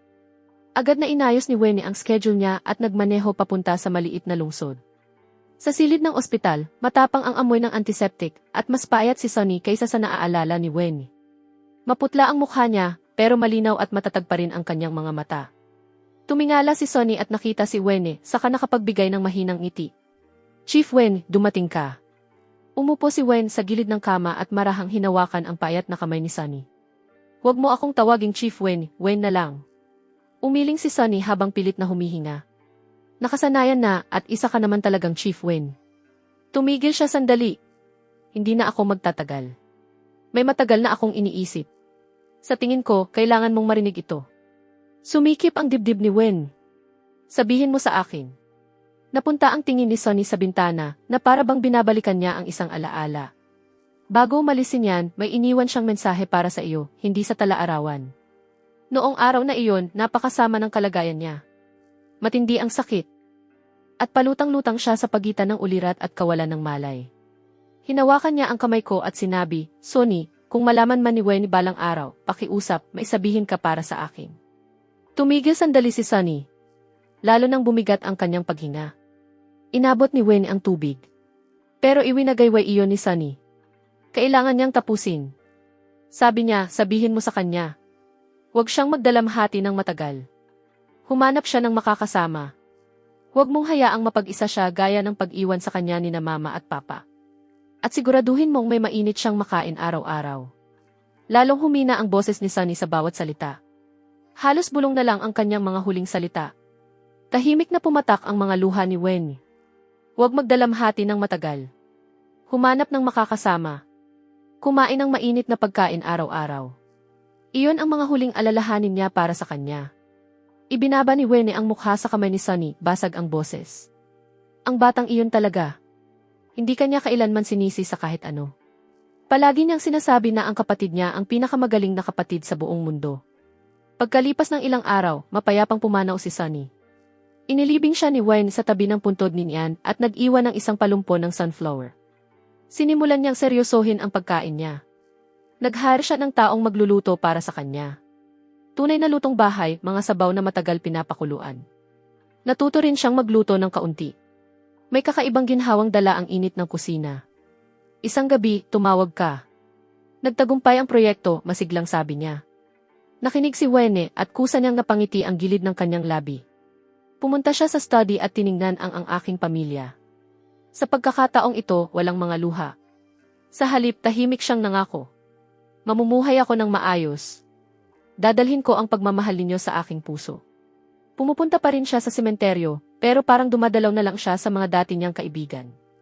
Nagdala siya ng dermos ng tsaa at ibinabahagi ang mga balita. Inilipat ang drawing sa kwarto. Paalala na nandoon pa rin ang pagmamahal. Daan-daang libong taga-suporta na ang naipon sa Nyan at Lucky Foundation. Nakakapagligtas ng mga buhay ang programa para sa maagang pagsusuri. Sa tuwing nakakarinig siya ng ganitong balita, bahagyang gumagaan ang pagsisisi sa kanyang dibdib. Sa isang international charity forum, sinabi ng isang tao na dala ng Nyan at Lucky Foundation ang isang pilosopiyang silanganin na ang pag-alala sa mga yumao ang nagtuturo sa atin kung paano pahalagahan ang mga buhay na narito pa. Ngumiti si Wen. Isang tunay na ngiti. Iyon na ang landas na tinatahak ko. Nagtagumpay ang proyekto ni Yu. Nakilala siya sa mundo ng teknolohiya. Isinama niya ang kanyang girlfriend na si Vivian para makilala si Wen. Nagluto si Vivian ng braised pork at kahit paano, dala nito ang alaala ng recipe ng kanilang ina. May mainit na pakiramdam na umusbong sa dibdib ni Wen. Lumipas ang 10 taon. May mga puting hibla na sa sentido ni Wen. Mas tahimik at mas malalim na ang kanyang tingin. Unti-unti siyang umatras sa pang-araw-araw na operasyon at mas nagtuon sa estratehiya at sa foundation. Pinuno niya ng mga sunflower at puting krisantemo ang kanyang hardin. Isang documentary director ang kumontak sa kanya, gustong ikwento ang tungkol sa Nyan at Lucky Foundation. Pinag-isipan iyon ni Wene, saka siya pumayag. Sa isang kondisyon, kailangang maging tapat ito. Dapat nakatuon ang kwento sa mga gawain ng foundation, hindi sa personal niyang kwento. Sa harap ng kamera, kalmado at eksakto siyang magsalita. Nang tanungin siya ng direktor, paano mo nalampasan ang kadilimang iyon? Umiling siya. Hindi ko ito nalampasan. Natutunan ko lang itong dalhin. Nagiging bahagi natin ang mga taong minamahal natin. Ang Nyan at Lucky Foundation ay tungkol sa pagdadala ng pagmamahal na iyon at pagbabagong anyo sa dalamhati tungo sa mas maraming buhay. Nag-iwan ng dokumentaryo ng malalim at pangmatagalang epekto. Naging halimbawa ang kwento niya kung paano muling bumangon matapos mabasag. Sa kasal ni Yu, pinapanood niya ang mag-asawa sa altar, saka tumingin sa bakanting upo ang inilaan niya para kay Nyan. May mga taong hindi makakapunta ng personal, mahina niyang sabi, pero siguradong masaya sila para sa atin. Maging masaya ka, Wene. Naging parang lola si Wene, karga-karga si Queen sa kanyang mga bisig. Ang mga mata ng bata ay katulad ng mga mata ni Nyan sa kanyang alaala. Itinutulak niya ang stroller sa gitna ng mga sunflower. Ito ang iyong tiyuhin sa tuhod na si Nyan at ito si Lucky. Mahal na mahal ka nilang dalawa. Nang 3 taong gulang na si Queen, malinaw at mahina niyang tinawag, Lola Wene, at ang munting boses nito ay dumaloy kay Wene na parang sikat ng araw. Nagsimulang maglaan ng oras si Wene sa pagbabasa ng mga kwentong pambata kay Queen, kahit hindi niya kailanman binabanggit ang mabigat na pangalang iyon sa bata. Naging huwaran sa industriya ang kumpanya ng pamilya. Patuloy na lumago at umunlad ang Nyan at Lucky Foundation. Mas lalo pang umatras si Wene, inalagaan ang kanyang hardin, pinapanood ang mga bulaklak na mamukadkad at malanta. Isang gabi, itinuro ni Queen ang pinakamaliwanag na bituin sa langit. Lola Wene, ang liwanag ng bituing iyon. Mahina siyang sumagot, baka iyon ang iyong tiyuhin sa tuhod na nagbabantay sa atin. Sa ika-70 kaarawan ni Wene, binigyan siya ni Yu ng isang album ng mga larawang siya mismo ang gumawa. Sa unang pahina ay naroon ang Ife family, ang guhit. Sa tabi nito, sa maingat na sulat kamay ng bata, nakasulat, Lolo sa tuhod, Lola sa tuhod, tiyuhin sa tuhod na si Nyan, Lucky at tayo. Ang mga huling pahina ay blanko. May nakasulat na tala, ang mga araw na darating, pupunuin natin ang mga ito ng magkasama. Dahan-dahang hinaplos ni Wen ng kanyang mga daliri ang mga litrato. Namumuo ang luha sa kanyang mga mata, pero nakangiti siya. Ipinapaalam sa kanya ng regalong ito na hindi kailanman nakalimutan si Nyan. Naging bahagi na siya ng masasayang alaala ng pamilyang ito. Sa kanyang pagtanda, inayos niya ang mga lumang gamit, maingat na nilagyan ng pangalan ang lahat para malaman ni Queen kung saan nagmula ang kanilang pamilya. Sa huli, ang chief na nag-alay ng kanyang buhay para sa iba ay pumanaw ng payapa. Ang huli niyang mga salita, na binigkas habang umiiyak, ay, Mom, Dad, Nyan, dumating na kayo para sunduin ako. Patawad, hindi ko naalagaan si Nyan sa paraang dapat ko sana. Walang sinuman sa silid ang nakakita noon ng isang matandang babaeng umiyak ng ganoon. Ngunit nang siya ay pumanaw, payapa na si Chief Wen. Sa kanyang mukha ay naroon ang malambot at kontentong ngiti ng isang batang sa wakas ay nakauwi na.